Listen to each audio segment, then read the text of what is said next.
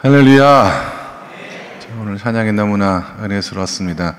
매주간 우리 찬양을 통해서 하나님 앞에 영광을 돌리고 성도들과 함께 은혜를 나누는 우리 임마누엘 찬양대가 올 한 해도 하나님의 특별한 사랑과 은혜 가운데 아름다운 찬양으로 영광 돌릴 수 있는 귀한 찬양대가 될 수 있도록 올해 설 명절 주일을 맞이하여 한 번만 더 격려하고 또 축복하고 사랑하는 마음으로 박수해 주시면 감사하겠습니다.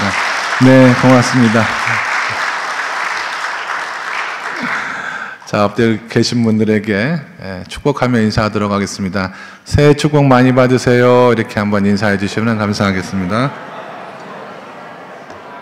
네.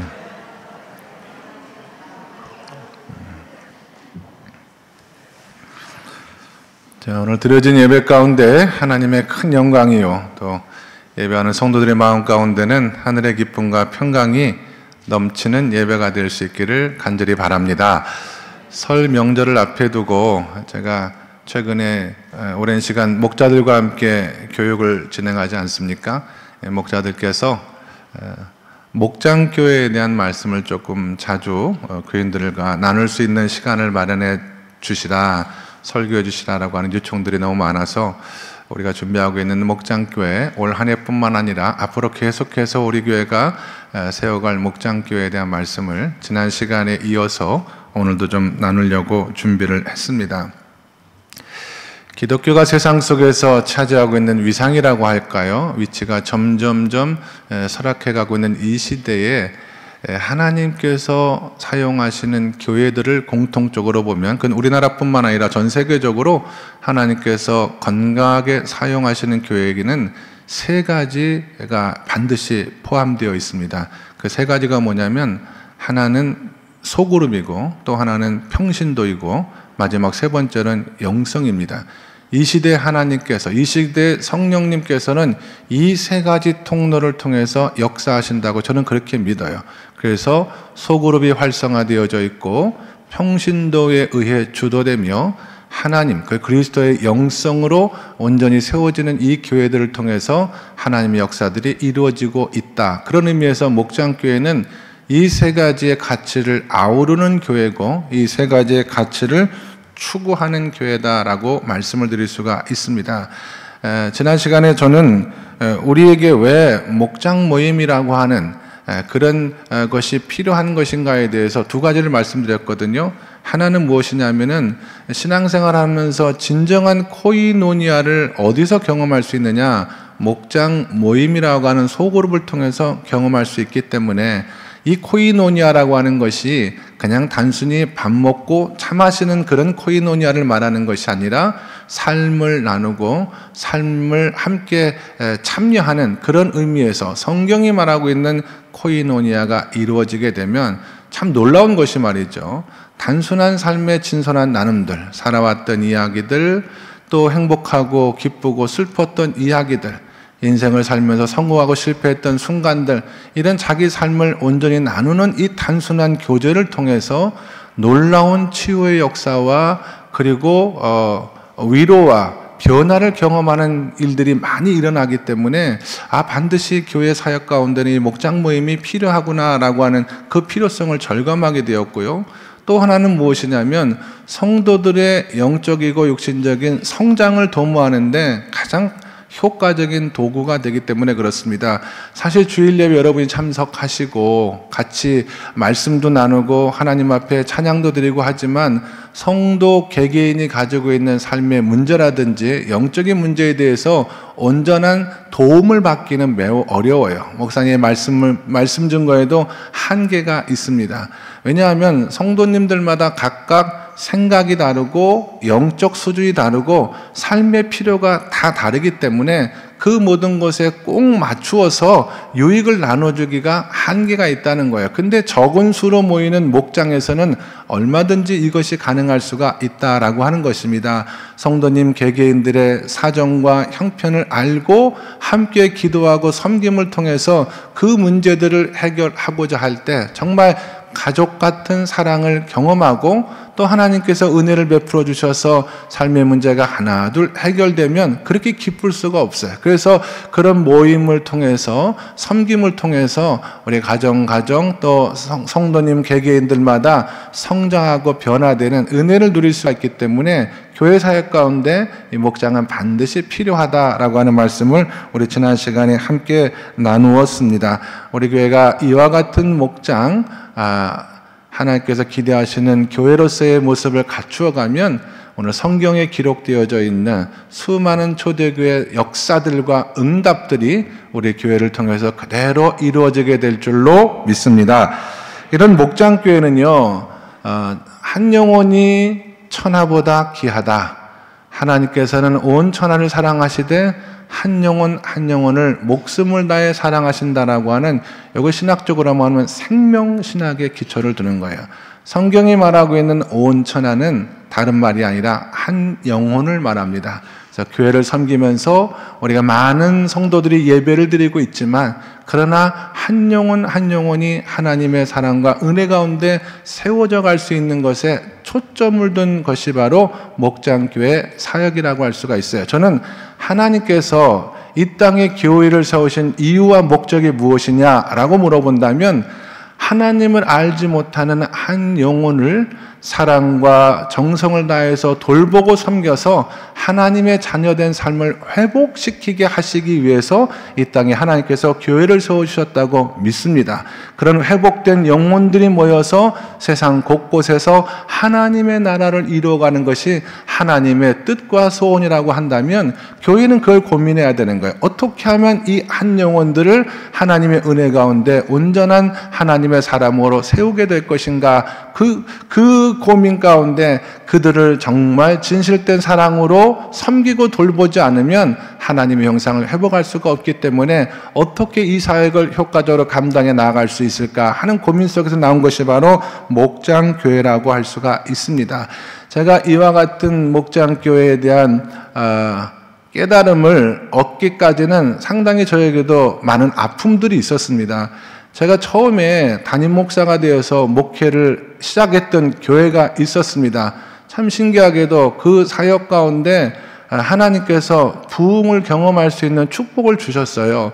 매주 성도들이, 새로 등록하는 성도들이 끊어지지 않고 매주 성도들이 교회를 찾았는데, 그 시기에는 참 신기하게도 떠나가는 분이 한 분도 없었어요. 돌아가시는 분들도 없었어요. 그냥 매주 새로운 신자들로 교회가 채워지고 사역이 확장되어지고 정말 의미 있는 하나님의 큰 부흥을 경험하면서 굉장히 교회를 열심히 섬겼던 시절로 기억을 하는데, 그런데 그렇게 1년, 2년, 3년 지나가는 어느 시점부터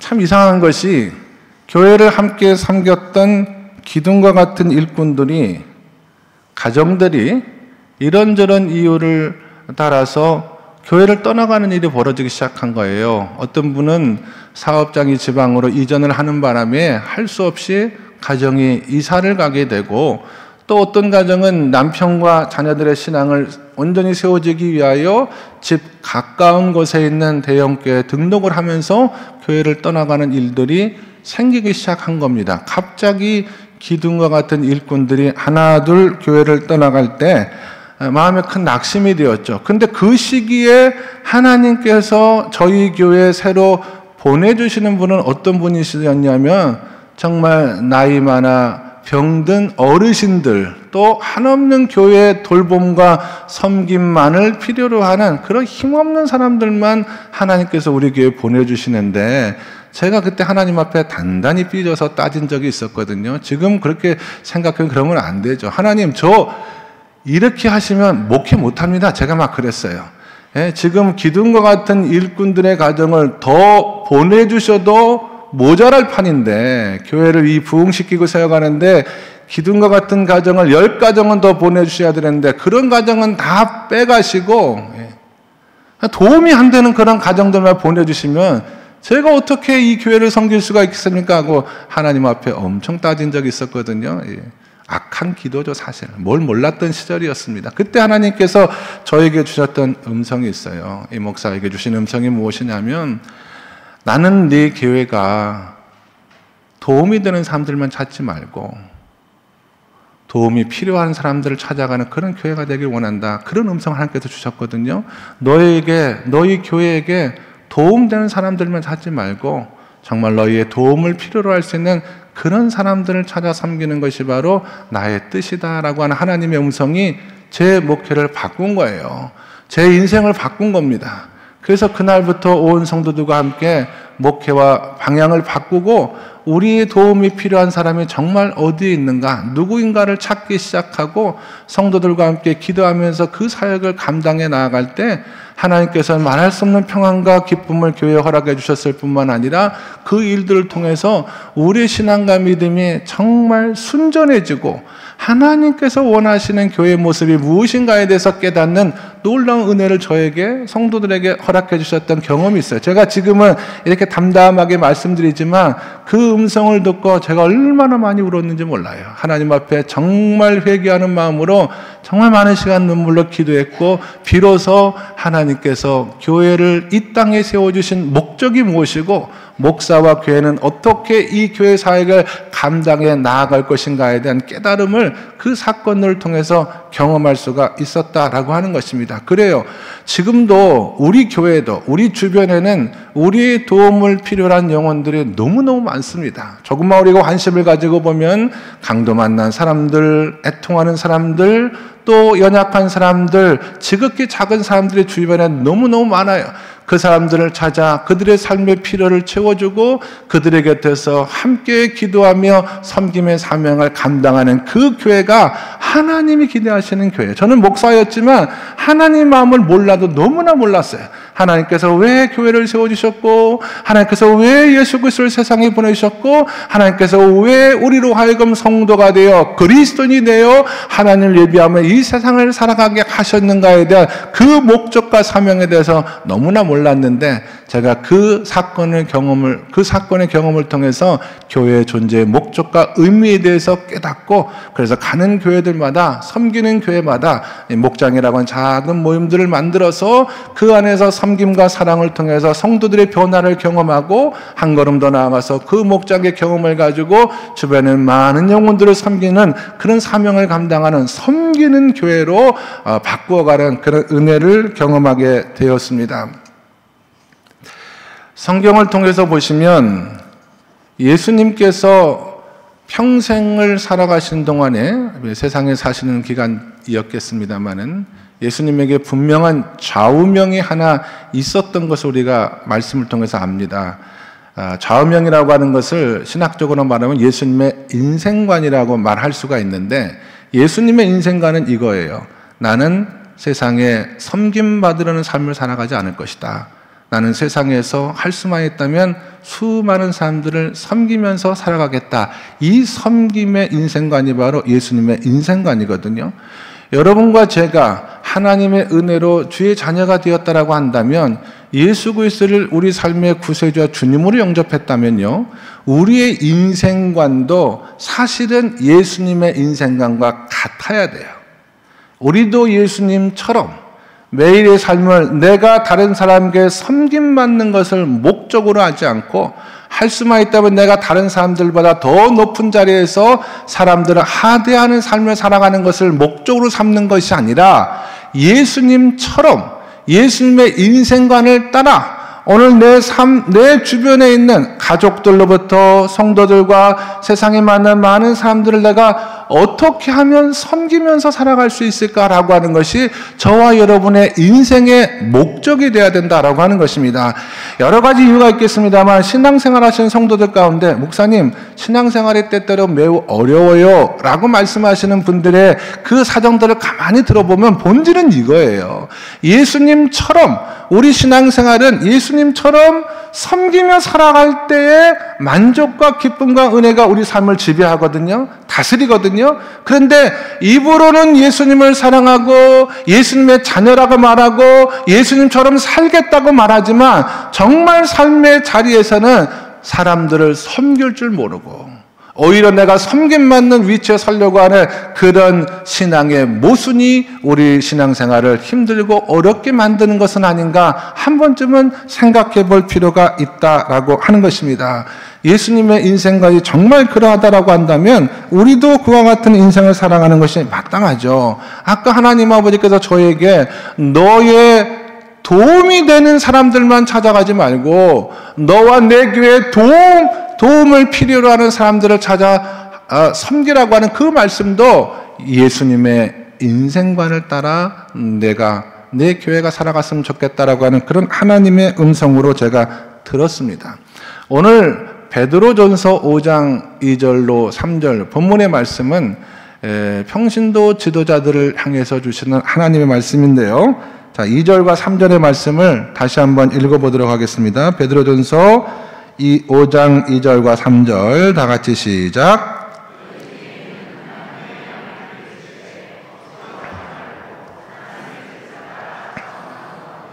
더러운 이득을 위하여 하지 말고 기꺼이 하며 맡은 자들에게 주장하는 자세로 하지 말고 양무리에 본이되라. 아멘.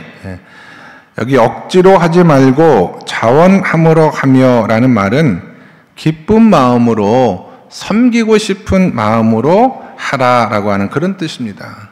또 주장하지 말고 본이되라고 하는 뜻도 위에 서서 하대하지 말고 아래에서 섬기면서 사역을 감당해라 라고 하는 그런 말씀이에요. 섬김이라고 하는 것은 이런 겁니다, 여러분. 구체적으로 말하면 섬김은 상대의 필요를 찾아서 저분의 삶에 정말 필요한 것이 무엇인가, 육신적이고 영적인 필요가 무엇인가를 찾고 그 사람의 아래에서 섬기는 자리에서 그 사람의 필요를 채워주는 것에 최선을 다해서 땀을 흘리는 것을 바로 섬김이다라고 말해요. 간단한 것 같지만 사실은 쉽지가 않습니다. 해보면 여러분, 섬기며 살아가는 것이 우리에게는 익숙하지가 않아요. 매우 어렵습니다. 신앙생활을 오래 했음에도 불구하고 섬김에 대한 말씀을 많이 들었음에도 불구하고 우리가 진짜로 섬김의 삶을 살아가는 것은 결코 쉽지가 않아요. 물론 우리가 섬길 만한 분을 섬기는 것은 어렵지 않아요. 부모님을 섬기고 또 목사님을 섬기고 장로님을 섬기고 그런 건 어렵지가 않아요. 우리는 늘 해왔기 때문에. 근데 하나님의 기준에서 보면 그런 섬김도 섬김이지만 하나님 말씀하시는 진짜 섬김은 그게 아니거든요. 우리에게 도움을 필요로 하는 사람들, 오늘 내가 섬겼는데 이후에도 전혀 나에게 도움이 될 것 같지 않는 사람들 찾아서 하는 그 섬김을 하나님께서 기뻐하신다라고 하는 것입니다. 이게 왜 안 되냐면 두 가지 이유 때문에 그러거든요. 하나는 우리는 섬김에 있어서 실력이 부족하고요. 또 하나는 섬기고자 하는 의지가 없습니다. 그래서 우리 삶을 통해서 의미 있는 성경적인 섬김이 잘 이루어지지 않는 거예요. 실력도 없고 의지도 부족합니다. 실력은 연습을 통해서 훈련을 통해서 강화시켜 나가는 거예요. 처음부터 섬김이 익숙한 분은 없습니다. 섬김은 섬길수록 섬기는 사람으로 변화되어져 가는 놀라운 은혜가 있거든요.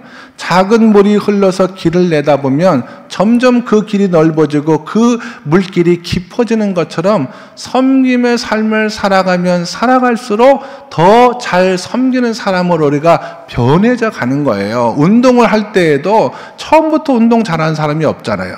오랜 훈련과 땀방울을 통해서 자세가 나오고 그 운동을 잘할 수 있는 체력이 생기고 근력이 생기고 근육이 발달해서 그래서 운동을 잘하는 것과 꼭 마찬가지거든요. 섬김도 그 섬김의 실력이 우리 안에 자리 잡게 하기 위해서는 많은 훈련이 필요한 것입니다. 근데 이 훈련을 어떻게 할 수가 있느냐? 그게 목장에서는 가능하다라고 하는 거예요. 목장에서는 그런 훈련을 할 수가 있다라고 하는 것입니다. 대회를 통해서 신앙생활을 통해서 이런 훈련을 받기는 매우 어려워요.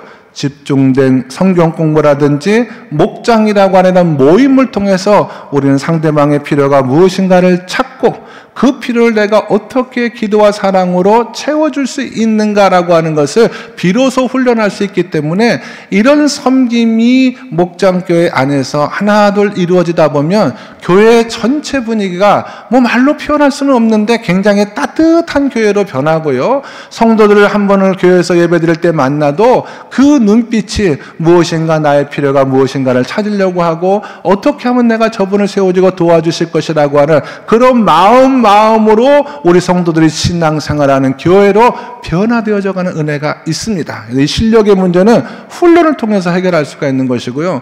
또 중요한 문제는 의지의 문제거든요. 도대체가 내가 왜 저 사람을 섬겨야 되는지, 내가 혼자 살아가는 삶도 퍽퍽하고 내 자식들 돌보고 섬기는 삶을 살아가는 것만 해도 지쳐 힘들어 죽겠는데 왜 내가 다른 사람을 섬겨야 되느냐, 이것에 대해서 의문을 품는 성도들이 실제로 있죠. 이건 의지의 문제입니다. 우리는 본성상, 죄송한 말씀이지만 다른 사람을 섬기는 존재들이 아니에요. 작은 모임에 가도 다른 사람들이 나를 주목하고 나를 도와주고 나를 섬겨주길 원하지, 내가 그 자리에서 다른 사람을 섬기려고 하는 마음 자세를 갖고 세상을 살아가는 사람들이 아닙니다. 본성상 그래요. 우리의 타락한 본성이 다른 사람이 나를 섬겨주길 바라지, 내가 기꺼운 마음으로 그 사람의 아래에 가서 그 사람을 섬기려고 하는 그런 삶이 전혀 우리 가운데 훈련되어지지 않아요. 그래서 기도가 필요한 것입니다. 내 소욕을 내려놓을 수 있는, 다른 사람에게 섬김을 받고자 하는 그런 마음을 내려놓을 수 있는, 하나님, 내가 예수님의 인생관을 따라서 세상에서 나는 오늘 이후로 섬김 받으려고 하는 것에 목적을 둔 삶이 아니라 도리어 섬기려 하며 많은 사람들을 위해서 나의 목숨을 대속물로 예수님처럼 십자가의 제물로 바치는 그런 인생을 살아가는 종이 되기를 원합니다라고 하는 이런 기도를 통해서 우리가 이런 의지의 문제를 해결해 갈 수 있다라고 하는 것입니다. 그렇게 하나님 앞에 기도하는 가운데 한 사람 한 사람이 목장을 통해서 교회 사역을 통해서 다른 사람들을 섬기고자 하고 그런 섬기는 마음들이 훈련이 되어지다 보면은요, 교회가 변하는 거예요. 하나님께서 기뻐하시는 교회로 완전히 새로워지는 역사를 경험할 수가 있습니다.